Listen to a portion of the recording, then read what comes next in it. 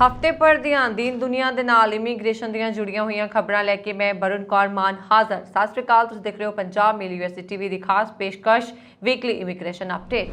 America ਵਿੱਚ ਛੁੱਟੀਆਂ ਦੌਰਾਨ ਵੱਡੀ ਗਿਣਤੀ ਵਿੱਚ ਲੋਕ ਸੈਰਾਂ ਤੇ ਸਨ ਨਿਕਲੇ। ਆਇਆ ਭਾਰੀ ਹੜ੍ਹ ਹਵਾਈ ਅੱਡਿਆਂ ਤੇ। ਵਿੱਤੀ ਸਾਲ 2022 ਦੌਰਾਨ ਅਮਰੀਕਾ ਦੀ ਨਾਗਰਿਕਤਾ ਹਾਸਲ ਕਰਨ ਵਾਲਿਆਂ ਵਿੱਚ ਭਾਰਤੀ ਆਉਂਦੇ ਨੇ ਦੂਜੇ ਸਥਾਨ ਤੇ। ਭਾਰਤੀ ਵਿਦਿਆਰਥੀਆਂ ਦਾ ਅਮਰੀਕਾ ਕੈਨੇਡਾ ਵੱਲ ਵਧਿਆ ਰੁਝਾਨ। ਕੈਨੇਡਾ ਦੇ ਐਕਸਪ੍ਰੈਸ ਐਂਟਰੀ ਡਰਾਅ ਵਿੱਚ ਹੁਨਰਮੰਦ ਵਰਕਰਾਂ ਨੂੰ ਪੱਕੀ ਇਮੀਗ੍ਰੇਸ਼ਨ ਦਾ ਸੱਦਾ। ਕੈਨੇਡਾ ਜਾਣ ਵਾਲਿਆਂ ਲਈ ਇਸ ਹਫ਼ਤੇ ਖੁਸ਼ਖਬਰੀ ਆਈ। 6 ਜੁਲਾਈ ਤੋਂ ਮੁੜ ਸ਼ੁਰੂ ਹੋਏ ਸਾਰੇ ਐਕਸਪ੍ਰੈਸ ਐਂਟਰੀ ਡਰਾਅ। ਕੈਨੇਡਾ ਨੇ ਅੰਤਰਰਾਸ਼ਟਰੀ ਯਾਤਰੀਆਂ ਲਈ ਸਰਹੱਦੀ ਉਪਵਾਵਾਂ ਦਾ ਕੀਤਾ ਵਿਸਥਾਰ। ਕੈਨੇਡਾ ਦੇ ਹਵਾਈ ਅੱਡਿਆਂ ਤੇ ਹਾਲਾਤ ਹੋਏ ਮਾੜੇ। ਕੈਨੇਡਾ ਦੀਆਂ 에ਅਰਲਾਈਨਸ ਨੇ ਸਭ ਤੋਂ ਵੱਧ ਖੱਜਲ ਖੁਆਰ ਕੀਤੇ ਹਵਾਈ ਮੁਸਾਫਰ। ਇਟਲੀ ਵਿੱਚ 에ਅਰਲਾਈਨਸ ਦੀਆਂ ਟਿਕਟਾਂ ਦੀ ਵਧੀ ਕੀਮਤ, ਭਾਰਤੀਆਂ ਲਈ ਦੇਸ਼ ਪਰਤਣਾ ਹੋਇਆ ਔਖਾ। ਆਸਟ੍ਰੇਲੀਆ ਨੇ ਅੰਤਰਰਾਸ਼ਟਰੀ ਯਾਤਰੀਆਂ ਲਈ ਕੀਤੇ ਵੱਡੇ ਐਲਾਨ। ਸਿੰਗਾਪੁਰ ਤੋਂ ਭਾਰਤ ਲਈ ਅਕਤੂਬਰ ਤੱਕ ਆਮ ਵਾਂਗ ਹੋ ਜਾਣਗੀਆਂ ਉਡਾਣਾਂ। ਚੀਨ ਨੇ ਕੌਮਾਂਤਰੀ ਉਡਾਣਾਂ ਨੂੰ ਦਿੱਤੀ ਆਗਿਆ, ਪਰ ਭਾਰਤ ਲਈ ਨਹੀਂ ਖੋਲੇ ਦਰਵਾਜ਼ੇ। ਜਹਾਜ਼ਾਂ ਵਿੱਚ ਇੱਕ ਤੋਂ ਬਾਅਦ ਇੱਕ ਨੁਕਸ ਦੀਆਂ 8 ਘਟਨਾਵਾਂ ਮਗਰੋਂ ਸਪਾਈਸ ਜੈਟ ਨੂੰ ਭੇਜਿਆ ਗਿਆ ਨੋਟਿਸ। ਤੁਸੀਂ ਦੇਖ ਰਹੇ ਹੋ ਵੀਕਲੀ ਇਮੀਗ੍ਰੇਸ਼ਨ ਅਪਡੇਟ। ਅਮਰੀਕਾ 'ਚ ਆਜ਼ਾਦੀ ਦਿਵਸ ਦੀਆਂ ਛੁੱਟੀਆਂ ਹੋਈਆਂ ਔਰ ਇਸ ਦੌਰਾਨ ਲੱਖਾਂ ਲੋਕ ਆਪਣੇ ਘਰਾਂ ਤੋਂ ਪਰਿਵਾਰਾਂ ਸਮੇਤ ਇਸ ਹਫ਼ਤੇ ਸੈਰ ਤੇ ਨਿਕਲੇ।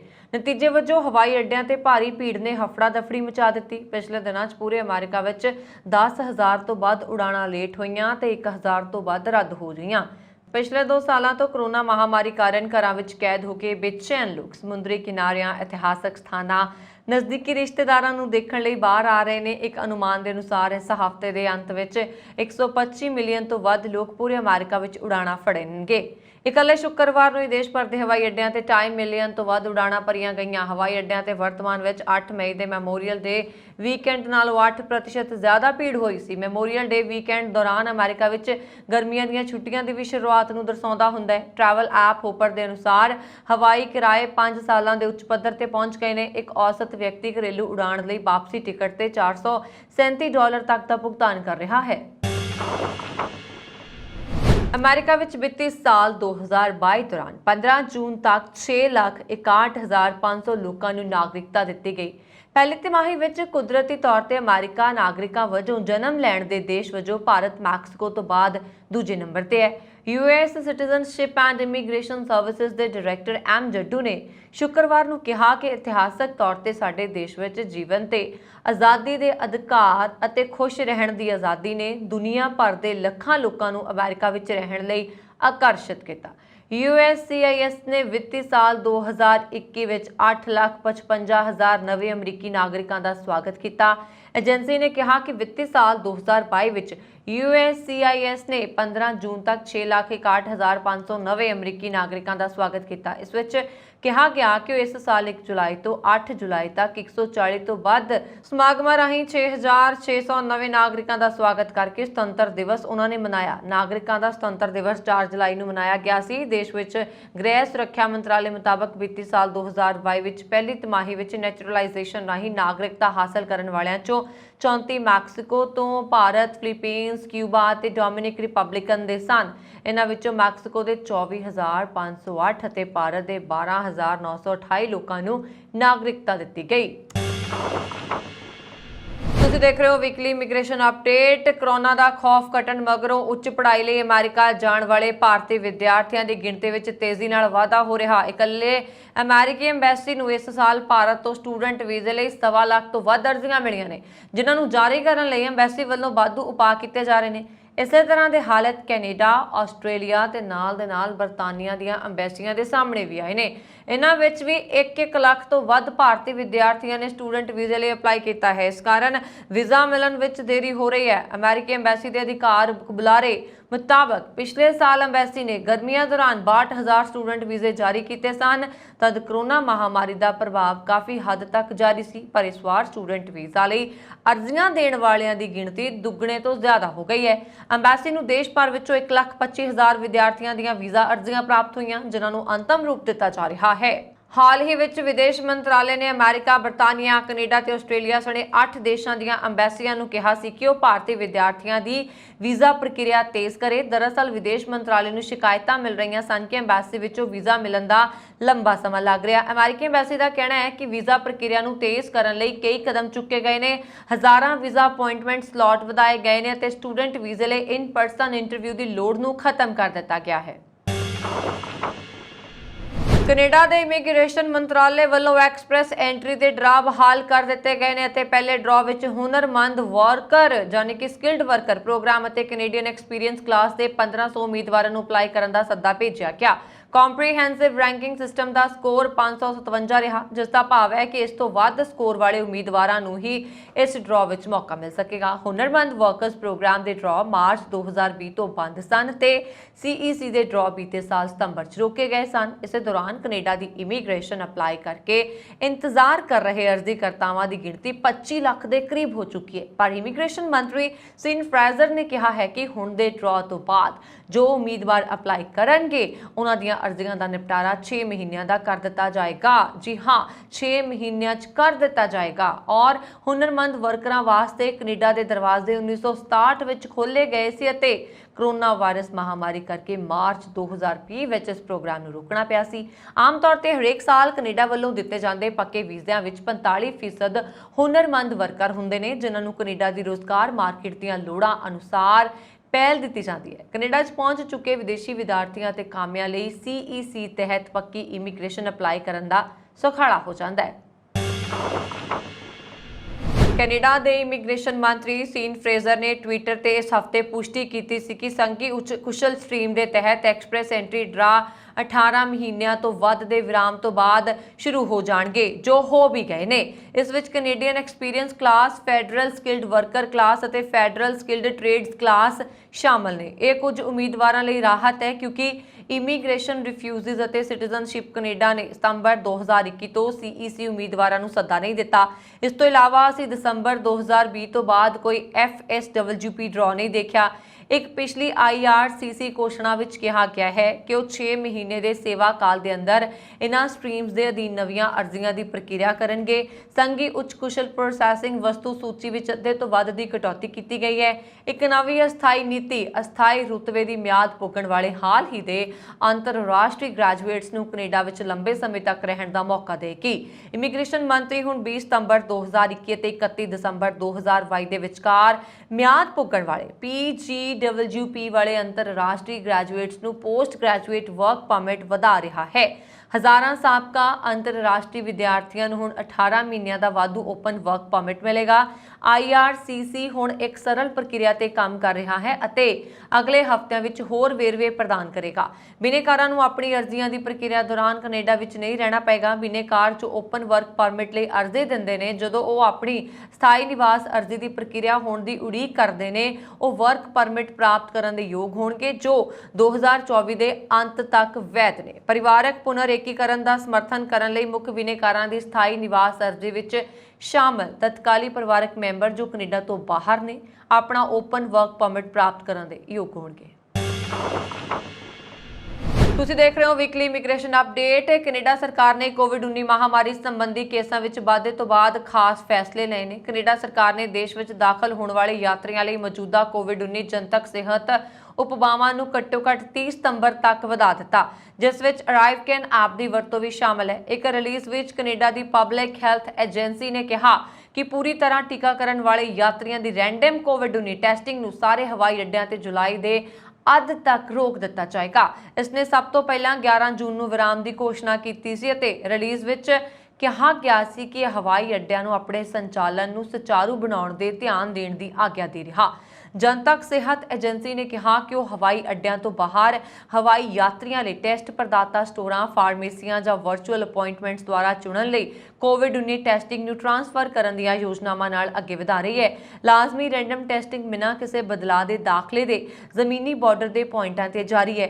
ਰਿਲੀਜ਼ ਵਿੱਚ ਅੱਗੇ ਕਿਹਾ ਗਿਆ ਕਿ ਜਿਨ੍ਹਾਂ ਯਾਤਰੀਆਂ ਦਾ ਪੂਰੀ ਤਰ੍ਹਾਂ ਟੀਕਾਕਰਨ ਨਹੀਂ ਹੋਇਆ ਅਤੇ ਉਹਨਾਂ ਕੋਲ ਵੈਧ ਛੋਟ ਨਹੀਂ ਹੈ, ਉਹਨਾਂ ਨੂੰ ਆਪਣੇ 14 ਦਿਨਾਂ ਦੇ ਕੁਆਰੰਟਾਈਨ ਦੇ ਪਹਿਲੇ ਦਿਨ ਅਤੇ 8ਵੇਂ ਦਿਨ ਟੈਸਟ ਕਰਵਾਉਣਾ ਹੋਏਗਾ। ਸਿਹਤ ਮੰਤਰੀ ਜ਼ੀਨ ਜ਼ਾਵੇਸ ਡੁਕਲੋਸ ਨੇ ਲੋਕਾਂ ਨੂੰ ਇਹ ਵੀ ਤਾਕੀਦ ਕੀਤੀ ਹੈ ਕਿ ਉਹ ਸਿਫਾਰਿਸ਼ ਕੀਤੇ ਟੀਕਿਆਂ ਨਾਲ ਅਪ ਟੂ ਡੇਟ ਰਹਿਣ ਤਾਂ ਜੋ ਯਕੀਨੀ ਬਣਾਇਆ ਜਾ ਸਕੇ ਕਿ ਉਹ ਸੰਕਰਮਣ ਪ੍ਰਸਾਰਣ ਅਤੇ ਗੰਭੀਰ ਜਟਿਲਤਾਵਾਂ ਤੋਂ ਉਚਿਤ ਰੂਪ ਵਿੱਚ ਸੁਰੱਖਿਅਤ ਨੇ। ਸਾਰੇ ਯਾਤਰੀਆਂ ਨੂੰ ਕੈਨੇਡਾ ਪਹੁੰਚਣ ਤੋਂ ਪਹਿਲਾਂ ਜਾਂ ਦੇਸ਼ ਵਿੱਚ ਨਿਰਧਾਰਤ ਕਰੂਜ਼ ਜਹਾਜ਼ ਤੇ ਸਵਾਰ ਹੋਣ ਤੋਂ ਪਹਿਲਾਂ 72 ਘੰਟਿਆਂ ਦੇ ਅੰਦਰ ਆਪਣੀ ਯਾਤਰਾ ਦੀ ਜਾਣਕਾਰੀ ਪ੍ਰਦਾਨ ਕਰਨ ਲਈ ਅਰਾਈਵਕੈਨ ਐਪ ਜਾਂ ਵੈਬਸਾਈਟ ਦੀ ਵਰਤੋਂ ਕਰਨਾ ਜਾਰੀ ਰੱਖਣਾ ਹੋਏਗਾ। ਸੈਰ ਸਪਾਟਾ ਸਮੂਹਾਂ ਅਤੇ ਬਾਰਡਰ ਕਮਿਊਨਿਟੀ ਮੇਅਰਾਂ ਅਤੇ ਸੰਸਦ ਮੈਂਬਰਾਂ ਨੇ ਸਰਕਾਰ ਨੂੰ ਪਾਬੰਦੀਆਂ ਨੂੰ ਸੌਖਾ ਕਰਨ ਅਤੇ ਅਰਾਈਵਕੈਨ ਐਪ ਨੂੰ ਸਕ੍ਰੈਪ ਕਰਨ ਲਈ ਕਿਹਾ ਹੈ। ਕੈਨੇਡਾ ਦੇ ਹਵਾਈ ਅੱਡਿਆਂ ਤੇ ਜਿੱਥੇ ਯਾਤਰੀਆਂ ਨੂੰ ਲੰਬੀਆਂ ਲਾਈਨਾਂ ਵਿੱਚ ਲੱਗ ਕੇ ਮੁਸ਼ਕਲ ਦਾ ਸਾਹਮਣਾ ਕਰਨਾ ਪੈ ਰਿਹਾ, ਉੱਥੇ ਹੁਣ ਉਹਨਾਂ ਦੇ ਬੈਗ ਔਰ ਸਮਾਨ ਗਵਾਚਣ ਦੀ ਸਮੱਸਿਆ ਵਧਣ ਲੱਗੀ ਹੈ। ਹਾਲਾਤ ਇੰਨੇ ਮਾੜੇ ਹੋ ਚੁੱਕੇ ਨੇ ਕਿ ਕਈ ਯਾਤਰੀਆਂ ਨੂੰ 16 ਦਿਨਾਂ ਬਾਅਦ ਵੀ ਇਸ ਹਫ਼ਤੇ ਉਹਨਾਂ ਦੇ ਬੈਗ ਮਿਲੇ। ਤਾਜ਼ਾ ਘਟਨਾ ਇਸ ਹਫ਼ਤੇ ਟੋਰਾਂਟੋ ਦੇ ਪੀਅਰਸਨ ਇੰਟਰਨੈਸ਼ਨਲ 에ਅਰਪੋਰਟ ਤੇ ਸਾਹਮਣੇ ਆਈ ਸੀ, ਜਿੱਥੇ ਇੱਕ ਯਾਤਰੀ 16 ਦਿਨ ਪਹਿਲਾਂ ਕੈਲਗਰੀ ਤੋਂ ਟੋਰਾਂਟੋ ਪਹੁੰਚਿਆ, ਪਰ ਇੰਨੇ ਦਿਨ ਬੀਤਣ ਦੇ ਬਾਵਜੂਦ ਉਸ ਦਾ ਬੈਗ ਉਸ ਨੂੰ ਨਹੀਂ ਮਿਲਿਆ। ਫਿਲਹਾਲ ਇਹ ਕੁਝ ਨਹੀਂ ਕਿਹਾ ਜਾ ਸਕਦਾ ਕਿ ਹਵਾਈ ਯਾਤਰੀਆਂ ਨੂੰ ਕਦੋਂ ਤੱਕ ਇਹਨਾਂ ਸਮੱਸਿਆਵਾਂ ਦਾ ਸਾਹਮਣਾ ਕਰਨਾ ਪਊਗਾ, ਪਰ ਕੈਨੇਡਾ ਸਰਕਾਰ ਦਾ ਕਹਿਣਾ ਹੈ ਕਿ ਉਹ ਜਲਦ ਇਹਨਾਂ ਹਾਲਾਤਾਂ ਤੇ ਕਾਬੂ ਪਾ ਲਏਗੀ। ਪੂਰੀ ਦੁਨੀਆ ਵਿੱਚ ਹਵਾਈ ਮੁਸਾਫਰਾਂ ਲਈ ਪਿਛਲਾ ਵੀਕਐਂਡ ਮੁਸ਼ਕਲਾਂ ਭਰਿਆ ਰਿਹਾ, ਪਰ ਕੈਨੇਡੀਅਨ 에ਅਰਲਾਈਨਜ਼ ਅਤੇ ਹਵਾਈ ਅੱਡਿਆਂ ਨੇ ਸਭ ਤੋਂ ਮਾੜੀ ਕਾਰਗੁਜ਼ਾਰੀ ਦਿਖਾਈ। ਪਿਛਲੇ ਐਤਵਾਰ ਨੂੰ 에ਅਰ ਕੈਨੇਡਾ ਦੀਆਂ 67% ਫਲਾਈਟਸ ਦੇਰ ਨਾਲ ਪੁੱਜੀਆਂ, ਜਦਕਿ ਵੈਸਟ ਜੈਟ 55% ਉਡਾਣਾਂ ਨਾਲ ਤੀਜੇ ਸਥਾਨ ਤੇ ਰਹੀ।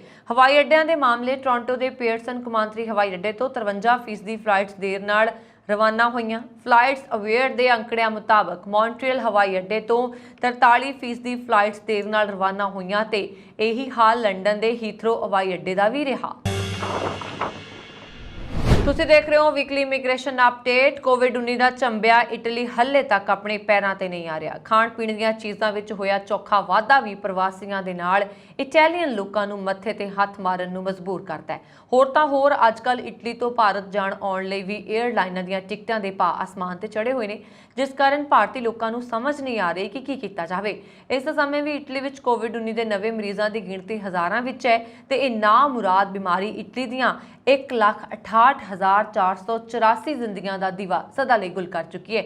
ਪ੍ਰਵਾਸੀਆਂ ਨੂੰ ਵੀ ਇਟਲੀ ਵਿੱਚ ਕੰਮਕਾਰਾਂ ਨੂੰ ਲੈ ਕੇ ਕਾਫੀ ਪਰੇਸ਼ਾਨੀ ਝੱਲਣੀ ਪਈ। ਬੇਸ਼ੱਕ ਕਿ ਇਟਲੀ ਸਰਕਾਰ ਨੇ ਆਪਣੇ ਦੇਸ਼ ਦੇ ਵਸਿੰਦਿਆਂ ਨੂੰ ਕਈ ਤਰ੍ਹਾਂ ਦੇ ਬੋਨਸ ਵੀ ਦਿੱਤੇ, ਪਰ ਮਹਿੰਗਾਈ ਦੀ ਮਾਰ ਅੱਗੇ ਸਭ ਢਿੱਲਾ ਪੈ ਰਿਹਾ ਹੈ। ਇਟਲੀ ਦੇ ਭਾਰਤੀ ਜੁਲਾਈ ਅਗਸਤ ਵਿੱਚ ਕੰਮਕਾਰ ਘਟਣ ਕਾਰਨ ਆਪਣੇ ਸਾਕ ਸੰਬੰਧੀਆਂ ਨੂੰ ਮਿਲਣ ਲਈ ਭਾਰਤ ਜਾਣ ਦਾ ਪ੍ਰੋਗਰਾਮ ਬਣਾ ਰਹੇ ਨੇ, ਪਰ 에ਅਰਲਾਈਨਸ ਦੀਆਂ ਟਿਕਟਾਂ ਦੇ ਭਾਅ ਕਾਰਨ ਉਹਨਾਂ ਨੂੰ ਆਪਣਾ ਭਾਰਤ ਜਾਣ ਦਾ ਪ੍ਰੋਗਰਾਮ ਬਦਲਣਾ ਪੈ ਰਿਹਾ। ਇਸ ਸਮੇਂ 에ਅਰਲਾਈਨਸ ਦੀ ਇੱਕ ਪਾਸੇ ਦੀ ਟਿਕਟ ਰੋਮ ਅੰਮ੍ਰਿਤਸਰ 500 ਯੂਰੋ ਤੋਂ ਉੱਪਰ ਹੈ ਤੇ ਜੇ ਕਿਸੇ ਪਰਿਵਾਰ ਨੇ ਆਉਣ ਜਾਣ ਦੀ ਟਿਕਟ ਕਰਵਾਉਣੀ ਹੋਵੇ ਤਾਂ ਕਰੀਬ 1000 ਯੂਰੋ ਪ੍ਰਤੀ ਟਿਕਟ ਮਿਲ ਰਹੀ ਹੈ। ਪਰਿਵਾਰ ਵਿੱਚ 4 ਜੀਆਂ ਦਾ ਹੋਣਾ ਆਮ ਜਿਹਾ ਹੈ ਤੇ ਇਸ ਹਿਸਾਬ ਦੇ ਨਾਲ 4000 ਯੂਰੋ ਸਿਰਫ ਟਿਕਟ ਤੇ ਹੀ ਖਰਚ ਹੋ ਰਿਹਾ। ਇਸ ਤੋਂ ਇਲਾਵਾ ਬਾਕੀ ਖਰਚੇ ਇਸ ਬਾਬਤ ਸੋਚੋ ਕਿ ਬਹੁਤੇ ਭਾਰਤੀ ਵਿਚਾਰੇ ਆਪਣੇ ਭਾਰਤ ਜਾਣ ਦਾ ਪ੍ਰੋਗਰਾਮ ਰੱਦ ਕਰਨ ਲਈ ਬੇਬਸ ਨੇ, ਮਜਬੂਰ ਨੇ। ਦਿੱਲੀ ਦੀ ਟਿਕਟ ਬੇਸ਼ੱਕ ਥੋੜਾ ਸਸਤੀ ਮਿਲ ਜਾਵੇ, ਪਰ ਦਿੱਲੀ ਤੋਂ ਪੰਜਾਬ ਜਾਣ ਦੀ ਖੱਜਲ ਖੁਆਰੀ ਤੋਂ ਬਹੁਤੇ ਪ੍ਰਵਾਸੀ ਭਾਰਤੀ ਕਤਰਾਉਂਦੇ ਨੇ। ਇੱਕ ਤਾਂ ਕੋਵਿਡ-19 ਕਾਰਨ ਪਹਿਲਾਂ ਹੀ ਮਹਿੰਗਾਈ ਨੇ ਲੋਕਾਂ ਦੀ ਜ਼ਿੰਦਗੀ ਦਾ ਸਕੂਨ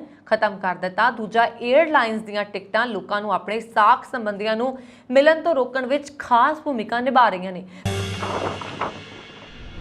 ਆਸਟ੍ਰੇਲੀਆਈ ਸਰਕਾਰ ਨੇ ਅੰਤਰਰਾਸ਼ਟਰੀ ਯਾਤਰੀਆਂ ਲਈ ਕੋਵਿਡ-19 ਟੀਕਾਕਰਨ ਸਥਿਤੀ ਦਾ ਐਲਾਨ ਕਰਨ ਦੀਆਂ ਲੋੜਾਂ ਨੂੰ ਖਤਮ ਕਰਨ ਦਾ ਐਲਾਨ ਕਰ ਦਿੱਤਾ। ਸਮਾਚਾਰ ਏਜੰਸੀ ਸ਼ਿਨਹੂਆ ਦੀ ਰਿਪੋਰਟ ਮੁਤਾਬਕ ਗ੍ਰਹਿ ਮਾਮਲਿਆਂ ਦੇ ਮੰਤਰੀ ਕਲੇਨ ਔਨਲੀਨ ਅਤੇ ਸਿਹਤ ਮੰਤਰੀ ਮਾਰਕ ਵਟਲਰ ਨੇ ਐਤਵਾਰ ਨੂੰ ਘੋਸ਼ਣਾ ਕੀਤੀ ਸੀ ਕਿ ਬੁੱਧਵਾਰ ਤੋਂ ਆਸਟ੍ਰੇਲੀਆ ਪਹੁੰਚਣ ਵਾਲੇ ਯਾਤਰੀਆਂ ਨੂੰ ਟੀਕਾਕਰਨ ਦੀ ਸਥਿਤੀ ਦਾ ਐਲਾਨ ਕਰਨ ਲਈ ਡਿਜੀਟਲ ਪੈਸੇਂਜਰ ਘੋਸ਼ਣਾ ਨੂੰ ਪੂਰਾ ਨਹੀਂ ਕਰਨਾ ਪਏਗਾ। ਇਹ ਐਲਾਨ ਕੋਵਿਡ-19 ਦੇ ਫੈਲਣ ਨੂੰ ਰੋਕਣ ਲਈ ਮਾਰਚ 2020 ਵਿੱਚ ਪਹਿਲੀ ਵਾਰ ਲਾਗੂ ਕੀਤੇ ਗਏ ਜਾਣ ਤੋਂ 2 ਸਾਲਾਂ ਤੋਂ ਵੱਧ ਸਮੇਂ ਵਿੱਚ ਆਸਟ੍ਰੇਲੀਆ ਦੀਆਂ ਸਾਰੀਆਂ ਅੰਤਰਰਾਸ਼ਟਰੀ ਯਾਤਰਾ ਪਾਬੰਦੀਆਂ ਨੂੰ ਖਤਮ ਕਰਦਾ ਹੈ। ਓਨੀਲ ਨੇ ਇੱਕ ਬਿਆਨ ਵਿੱਚ ਕਿਹਾ ਕਿ ਸਾਡੇ ਹਵਾਈ ਅੱਡੇ ਵਿਅਸਤ ਹੁੰਦੇ ਜਾ ਰਹੇ ਨੇ। ਇਹਨਾਂ ਲੋੜਾਂ ਨੂੰ ਹਟਾਉਣ ਨਾਲ ਨਾ ਕੇਵਲ ਸਾਡੇ ਹਵਾਈ ਅੱਡਿਆਂ ਵਿੱਚ ਦੇਰੀ ਘਟੇਗੀ, ਬਲਕਿ ਵਧੇਰੇ ਸੈਲਾਨੀਆਂ ਤੇ ਹੁਨਰਮੰਦ ਕਾਮਿਆਂ ਨੂੰ ਆਸਟ੍ਰੇਲੀਆ ਨੂੰ ਇੱਕ ਮੰਜ਼ਿਲ ਵਜੋਂ ਚੁਣਨ ਲਈ ਉਤਸ਼ਾਹਿਤ ਕੀਤਾ ਜਾ ਸਕੇਗਾ। ਆਸਟ੍ਰੇਲੀਆ ਜਾਣ ਵਾਲੇ ਸਾਰੇ ਲੋਕਾਂ ਨੂੰ ਅਜੇ ਵੀ ਫਲਾਈਟਸ ਵਿੱਚ ਫੇਸ ਮਾਸਕ ਪਹਿਨਣ ਦੀ ਲੋੜ ਹੋਏਗੀ। ਇਹ ਘੋਸ਼ਣਾ ਉਸ ਸਮੇਂ ਹੋਈ ਹੈ ਜਦੋਂ ਆਸਟ੍ਰੇਲੀਆ ਵਿੱਚ ਕੋਵਿਡ-19 ਕੇਸਾਂ ਦੀ ਗਿਣਤੀ ਲਗਾਤਾਰ ਵਧ ਰਹੀ ਹੈ। ਸੋਮਵਾਰ ਸਵੇਰੇ ਆਸਟ੍ਰੇਲੀਆ ਨੇ 25,000 ਤੋਂ ਵੱਧ ਨਵੇਂ ਕੋਵਿਡ-19 ਕੇਸ ਅਤੇ 25 ਮੌਤਾਂ ਦੀ ਸੂਚਨਾ ਦਿੱਤੀ। ਸਿੰਗਾਪੁਰ ਤੋਂ ਭਾਰਤ ਲਈ ਉਡਾਣਾਂ 30 ਅਕਤੂਬਰ ਤੱਕ ਕੋਰੋਨਾ ਮਹਾਮਾਰੀ ਤੋਂ ਪਹਿਲਾਂ ਵਾਂਗ ਨਿਯਮਿਤ ਹੋ ਜਾਣਗੀਆਂ। ਸਿੰਗਾਪੁਰ 에ਅਰਲਾਈਨਸ ਨੇ ਕਿਹਾ ਕਿ ਮਹਾਮਾਰੀ ਤੋਂ ਪਹਿਲਾਂ ਦੇ ਪੱਧਰ ਤੇ ਉਡਾਣਾਂ ਦੀ ਆਵਾਜਾਈ ਕੀਤੀ ਜਾਏਗੀ। ਹਵਾਈ ਯਾਤਰਾ ਦੀ ਮੰਗ ਵਧਣ ਤੇ ਇਹ ਫੈਸਲਾ ਕੀਤਾ ਗਿਆ। ਸਿੰਗਾਪੁਰ 에ਅਰਲਾਈਨਸ ਨੇ ਕਿਹਾ ਕਿ ਚੇਨਈ ਲਈ ਹਫ਼ਤੇ 'ਚ 17 ਉਡਾਣਾਂ ਦੀ ਆਵਾਜਾਈ ਹੌਲੀ-ਹੌਲੀ ਸ਼ੁਰੂ ਕੀਤੀ ਜਾਏਗੀ। ਹਾਲੇ ਇਸ ਸ਼ਹਿਰ ਲਈ 10 ਉਡਾਣਾਂ ਹਰ ਹਫ਼ਤੇ ਨੇ। ਇਸੇ ਤਰ੍ਹਾਂ ਕੋਚੀ ਲਈ ਹਾਲੇ ਹਰ ਹਫ਼ਤੇ 7 ਉਡਾਣਾਂ ਨੇ, ਜਿਨ੍ਹਾਂ ਨੂੰ ਵਧਾ ਕੇ 14 ਕੀਤਾ ਜਾਏਗਾ, ਜਦਕਿ ਬੈਂਗਲੁਰੂ ਲਈ ਹਰ ਹਫ਼ਤੇ ਉਡਾਣਾਂ ਦੀ ਗਿਣਤੀ ਵਧਾ ਕੇ 16 ਕੀਤੀ ਜਾਏਗੀ। ਫਿਲਹਾਲ ਇਸ ਸ਼ਹਿਰ ਲਈ ਹਫ਼ਤੇ 'ਚ 7 ਉਡਾਣਾਂ ਚੱਲਦੀਆਂ ਨੇ। ਸਿੰਗਾਪੁਰ 에ਅਰਲਾਈਨਸ ਨੇ ਇੱਕ ਬਿਆਨ ਵਿੱਚ ਕਿਹਾ ਕਿ ਭਾਰਤ ਲਈ 30 ਅਕਤੂਬਰ ਤੱਕ 100% ਦੀ ਸਮਰੱਥਾ ਦੇ ਨਾਲ ਜਹਾਜ਼ਾਂ ਦੀ ਆਵਾਜਾਈ ਕੀਤੀ ਜਾਏਗੀ। ਮਹਾਮਾਰੀ ਤੋਂ ਪਹਿਲਾਂ ਭਾਰਤ ਦੇ ਵੱਖ-ਵੱਖ ਸ਼ਹਿਰਾਂ ਲਈ ਹਫ਼ਤੇ ਵਿੱਚ 96 ਉਡਾਣਾਂ ਚਲਾਈਆਂ ਜਾਂਦੀਆਂ ਸਨ। ਚੀਨ ਨੇ 2 ਸਾਲ ਦੀ ਪਾਬੰਦੀ ਦੇ ਬਾਅਦ ਹੁਣ ਇੰਟਰਨੈਸ਼ਨਲ ਫਲਾਈਟਸ ਯਾਨੀ ਕਿ ਅੰਤਰਰਾਸ਼ਟਰੀ ਉਡਾਣਾਂ ਨੂੰ ਆਗਿਆ ਦੇਣੀ ਸ਼ੁਰੂ ਕਰ ਦਿੱਤੀ ਹੈ। ਕੋਵਿਡ-19 ਮਹਾਮਾਰੀ ਕਾਰਨ ਚੀਨ ਨੇ 2 ਸਾਲ ਪਹਿਲਾਂ ਇੰਟਰਨੈਸ਼ਨਲ ਫਲਾਈਟਸ ਤੇ ਪਾਬੰਦੀ ਲਗਾਈ ਸੀ। ਹਾਲਾਂਕਿ ਚੀਨ ਨੇ ਪਿਛਲੇ ਮਹੀਨੇ ਭਾਰਤੀ ਪੇਸ਼ੇਵਰਾਂ ਤੇ ਉਹਨਾਂ ਦੇ ਪਰਿਵਾਰਾਂ ਲਈ ਵੀਜ਼ਾ ਪਾਬੰਦੀਆਂ ਹਟਾ ਦਿੱਤੀਆਂ ਸੀ, ਪਰ ਉਸਨੇ ਭਾਰਤ ਲਈ ਹਵਾਈ ਸੇਵਾਵਾਂ ਮੁੜ ਤੋਂ ਸ਼ੁਰੂ ਕਰਨ ਦਾ ਕੋਈ ਸੰਕੇਤ ਨਹੀਂ ਦਿੱਤਾ। ਸਰਕਾਰੀ ਮੀਡੀਆ ਖਬਰਾਂ ਵਿੱਚ ਕਿਹਾ ਗਿਆ ਹੈ ਕਿ ਚੀਨ ਨੇ ਦੂਜੇ ਦੇਸ਼ਾਂ ਤੋਂ ਆਉਣ ਵਾਲੇ ਲੋਕਾਂ ਲਈ ਮਨੋਨੀਤ ਹੋਟਲਾਂ ਵਿੱਚ ਇਕਾਂਤਵਾਸ ਦੀ ਮਿਆਦ ਨੂੰ ਘਟਾ ਕੇ 7 ਦਿਨ ਕਰ ਦਿੱਤਾ ਹੈ। ਇਸ ਦੇ ਨਾਲ ਹੀ ਉਹ ਇਸ ਪ੍ਰਕਿਰਿਆ ਨੂੰ ਹੋਰ ਅਨੁਕੂਲ ਬਣਾਉਣ ਦੀ ਕੋਸ਼ਿਸ਼ ਕਰ ਰਿਹਾ। ਚੀਨ ਦੇ ਸਰਕਾਰੀ ਅਖਬਾਰ ਗਲੋਬਲ ਟਾਈਮਜ਼ ਦੀ ਰਿਪੋਰਟ ਮੁਤਾਬਕ ਇਸ ਫੈਸਲੇ ਨਾਲ ਚੀਨ ਨੂੰ ਜੋੜਨ ਵਾਲੀਆਂ ਉਡਾਣਾਂ ਦੀ ਗਿਣਤੀ 'ਚ ਕਾਫੀ ਵਾਧਾ ਹੋਇਆ। ਖਾਸ ਤੌਰ ਤੇ ਅਮਰੀਕਾ ਨੂੰ ਜੋੜਨ ਵਾਲੀਆਂ ਉਡਾਣਾਂ ਦੀ ਗਿਣਤੀ ਵਿੱਚ ਕਾਫੀ ਵਾਧਾ ਹੋਇਆ। ਇਸ ਤੋਂ ਇਲਾਵਾ ਚੀਨ ਤੋਂ ਦੂਜੇ ਦੇਸ਼ਾਂ ਵਿੱਚ ਜਾਣ ਵਾਲੇ ਲੋਕਾਂ ਦੀ ਗਿਣਤੀ ਵਿੱਚ ਵੀ ਵਾਧਾ ਹੋਇਆ। ਰਿਪੋਰਟ ਮੁਤਾਬਕ ਇਸ ਹਫ਼ਤੇ ਦੇ ਸ਼ੁਰੂ ਵਿੱਚ 2025 ਯਾਤਰੀ ਉਡਾਣ ਮੁੜ ਸ਼ੁਰੂ ਹੋਣ ਜਾ ਰਹੀਆਂ ਨੇ, ਜਦੋਂ ਕਿ ਰਿਪੋਰਟ ਵਿੱਚ ਕਿਹਾ ਗਿਆ ਕਿ ਨਵੰਬਰ 2020 ਤੋਂ ਚੀਨ ਅਤੇ ਭਾਰਤ ਵਿਚਕਾਰ ਕੋਈ ਨਿਯਮਿਤ ਉਡਾਣ ਨਹੀਂ ਹੈ ਅਤੇ ਦੋਵਾਂ ਦੇਸ਼ਾਂ ਵਿਚਾਲੇ ਅਜੇ ਤੱਕ ਕੋਈ ਉਡਾਣ ਸੂਚਿਤ ਨਹੀਂ ਹੋਈ। ਚੀਨ ਨੇ ਪਿਛਲੇ ਮਹੀਨੇ ਵੱਖ-ਵੱਖ ਚੀਨੀ ਸ਼ਹਿਰਾਂ ਵਿੱਚ ਕੰਮ ਕਰਨ ਵਾਲੇ ਭਾਰਤੀਆਂ ਜੋ 2 ਸਾਲਾਂ ਤੋਂ ਭਾਰਤ ਵਿੱਚ ਫਸੇ ਹੋਏ ਨੇ ਦੇ ਲਈ 2 ਸਾਲ ਦੀ ਵੀਜ਼ਾ ਪਾਬੰਦੀ ਹਟਾ ਦਿੱਤੀ ਹੈ, ਪਰ ਇਹਨਾਂ ਪੇਸ਼ੇਵਰਾਂ ਲਈ ਚੀਨ ਜਾਣਾ ਬਹੁਤ ਮੁਸ਼ਕਿਲ ਹੈ ਕਿਉਂਕਿ ਫਿਲਹਾਲ ਦੋਵਾਂ ਦੇਸ਼ਾਂ ਵਿਚਕਾਰ ਕੋਈ ਵੀ ਉਡਾਣ ਉਪਲਬਧ ਹਾਲੇ ਨਹੀਂ ਹੈ। ਸਪਾਈਸ ਜੈਟ ਦੇ ਜਹਾਜ਼ਾਂ ਵਿੱਚ ਪਿਛਲੇ 18 ਦਿਨਾਂ 'ਚ ਤਕਨੀਕੀ ਨੁਕਸ ਦੀਆਂ 8 ਘਟਨਾਵਾਂ ਮਗਰੋਂ ਸ਼ਹਿਰੀ ਹਵਾਬਾਜ਼ੀ ਦੇ ਡਾਇਰੈਕਟੋਰੇਟ ਜਨਰਲ ਨੇ 에ਅਰਲਾਈਨ ਨੂੰ ਕਾਰਨ ਦੱਸੋ ਨੋਟਿਸ ਭੇਜ ਦਿੱਤਾ ਹੈ। DGCA ਵੱਲੋਂ ਜਾਰੀ ਨੋਟਿਸ ਵਿੱਚ ਕਿਹਾ ਗਿਆ ਕਿ 에ਅਰਕ੍ਰਾਫਟ ਨੇਮ 1937 ਦੀ ਧਾਰਾ 134 ਅਤੇ ਅਨੁਸੂਚੀ 11 ਤਹਿਤ ਸਪਾਈਸ ਜੈਟ ਸੁਰੱਖਿਅਤ, ਕੁਸ਼ਲ ਅਤੇ ਭਰੋਸੇਯੋਗ ਹਵਾਈ ਸੇਵਾਵਾਂ ਦੇਣ ਵਿੱਚ ਨਾਕਾਮ ਰਹੀ ਹੈ। DGCA ਨੇ 에ਅਰਲਾਈਨਸ ਨੂੰ 3 ਹਫ਼ਤਿਆਂ ਵਿੱਚ ਨੋਟਿਸ ਦਾ ਜਵਾਬ ਦੇਣ ਲਈ ਕਿਹਾ। ਨੋਟਿਸ ਵਿੱਚ ਕਿਹਾ ਗਿਆ ਕਿ ਸਤੰਬਰ 2021 ਦੇ ਵਿੱਤੀ ਮੁਲਾਂਕਣ ਤੋਂ ਖੁਲਾਸਾ ਹੋਇਆ ਕਿ 에ਅਰਲਾਈਨ ਕੈਸ਼ ਐਂਡ ਕੈਰੀ ਦੇ ਮਾਡਲ ਤੇ ਚੱਲ ਰਹੀ ਹੈ ਅਤੇ ਸਪਲਾਇਰਸ ਨੂੰ ਨਿਯਮਤ ਆਧਾਰ ਤੇ ਅਦਾਇਗੀ ਨਹੀਂ ਕੀਤੀ ਜਾ ਰਹੀ, ਜਿਸ ਕਾਰਨ ਕੁੱਲ ਪੁਰਜ਼ਿਆਂ ਦੀ ਕਮੀ ਆਈ ਹੈ। DGCA ਦੇ ਨੋਟਿਸ ਤੇ ਪ੍ਰਤੀਕਰਮ ਦਿੰਦਿਆਂ ਸ਼ਹਿਰੀ ਹਵਾਬਾਜ਼ੀ ਮੰਤਰੀ ਜੋਤਿਰਾਦਿੱਤਿਆ ਸਿੰਧਿਆ ਨੇ ਕਿਹਾ ਕਿ ਮੁਸਾਫਰਾਂ ਦੀ ਸੁਰੱਖਿਆ ਸਭ ਤੋਂ ਉੱਤੇ ਹੈ। ਉਹਨਾਂ ਨੇ ਟਵੀਟ ਕਰਕੇ ਇਸ ਹਫ਼ਤੇ ਕਿਹਾ ਸੀ ਕਿ ਛੋਟੀ ਤੋਂ ਛੋਟੀ ਗਲਤੀ ਦੀ ਵੀ ਜਾਂਚ ਕਰਾਂਗੇ। ਜ਼ਿਕਰਯੋਗ ਹੈ ਕਿ ਮੰਗਲਵਾਰ ਨੂੰ ਵੀ ਸਪਾਈਸ ਜੈਟ ਦਾ ਚੀਨ ਜਾ ਰਿਹਾ ਜਹਾਜ਼ ਕੋਲਕਾਤਾ ਪਰਤ ਆਇਆ ਸੀ ਕਿਉਂਕਿ ਪਾਇਲਟ ਨੇ ਦੇਖਿਆ ਕਿ ਉਸ ਦਾ ਮੌਸਮੀ ਰੇਡਾਰ ਕੰਮ ਨਹੀਂ ਕਰ ਰਿਹਾ। ਸਪਾਈਸ ਜੈਟ ਦੇ ਤਰਜਮਾਨ ਨੇ ਕਿਹਾ ਕਿ 5 ਜੁਲਾਈ ਨੂੰ ਬੋਇੰਗ 737 ਮਾਲਵਾਹਕ ਜਹਾਜ਼ ਕੋਲਕਾਤਾ ਤੋਂ ਚੀਨ ਦੇ ਚੌਂਗਸ਼ਿੰਗ ਜਾ ਰਿਹਾ ਸੀ। ਜਦੋਂ ਜਹਾਜ਼ ਨੇ ਉਡਾਣ ਭਰੀ ਤਾਂ ਇਸ ਦੇ ਰਡਾਰ ਵਿੱਚ ਮੌਸਮ ਦਾ ਪਤਾ ਨਹੀਂ ਲੱਗ ਰਿਹਾ ਸੀ। ਪਾਇਲਟ ਨੇ ਜਹਾਜ਼ ਨੂੰ ਕੋਲਕਾਤਾ ਵਾਪਸ ਲਿਜਾਣ ਦਾ ਫੈਸਲਾ ਲਿਆ ਸੀ ਅਤੇ ਇਹ ਸੁਰੱਖਿਅਤ ਉਤਰ ਗਿਆ ਸੀ। 에ਅਰਲਾਈਨਸ ਦੀ ਦਿੱਲੀ ਦੁਬਈ ਉਡਾਣ ਇੰਧਨ ਇੰਡੀਕੇਟਰ ਵਿੱਚ ਨੁਕਸ ਕਾਰਨ ਕਰਾਚੀ ਵੱਲ ਮੋੜ ਦਿੱਤੀ ਗਈ ਸੀ। ਇਸ ਹਫ਼ਤੇ ਦੀਆਂ ਇਮੀਗ੍ਰੇਸ਼ਨ ਦੇ ਨਾਲ ਜੁੜੀਆਂ ਹੋਈਆਂ ਦੀਨ ਦੁਨੀਆ ਦੀਆਂ ਖਬਰਾਂ। ਫਿਲਹਾਲ ਵਰੁਣ ਕੌਰ ਮਾਨ ਨੂੰ ਦਿਵਾ ਗਿਆ। ਅਗਲੇ ਹਫ਼ਤੇ ਫਿਰ ਤੋਂ ਹਾਜ਼ਰ ਹੋਊਂਗੀ ਬਹੁਤ ਸਾਰੀਆਂ ਏਦਾਂ ਹੀ ਇਮੀਗ੍ਰੇਸ਼ਨ ਦੀਆਂ ਜਾਣਕਾਰੀਆਂ ਲੈ ਕੇ। ਫਿਲਹਾਲ ਤੁਸੀਂ ਦੇਖਦੇ ਰਹੋ ਪੰਜਾਬ ਮੇਲ USA TV। ਸਤਿ ਸ੍ਰੀ ਅਕਾਲ।